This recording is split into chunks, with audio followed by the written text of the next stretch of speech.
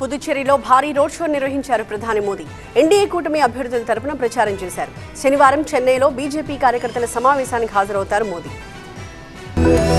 కేంద్రపాలిత ప్రాంతం పుదుచ్చేరిలోని ఎన్నికల ప్రచారం వేడెక్కింది. ప్రధాని మోదీ పుదుచ్చేరిలో భారీ రోడ్ షో నిర్వహించారు. ఎన్డీఏ అభ్యర్థులకు మద్దతుగా ప్రధాని మోదీ ప్రచారం చేశారు. కిలోమీటర్ల మేర మోదీ రోడ్ షో కొనసాగింది. మోదీ కాన్వాయ్ పై స్థానికులు పూలవర్షం కురిపించారు. రోడ్డుకు ఇరువైపులా వందలాది మంది ప్రధానికి స్వాగతం పలికారు. మోదీ మోదీ అంటూ నినాదాలు చేశారు. పుదుచ్చేరిలో మరోసారి ఎన్డీఏ ప్రభుత్వం అధికారంలోకి రావడం ఖాయమన్నారు. పుదుచ్చేరి సీఎం రంగస్వామి కూడా ప్రధాని మోదీ రోడ్ షోకు హాజరయ్యారు. సీఎం రంగస్వామి నేతృత్వంలో పుదుచ్చేరి అన్ని రంగాల్లో అభివృద్ధి చెందుతోందని మోదీ అన్నారు. కేంద్రం నిధులు భారీగా కేటాయిస్తున్నట్టు తెలిపారు.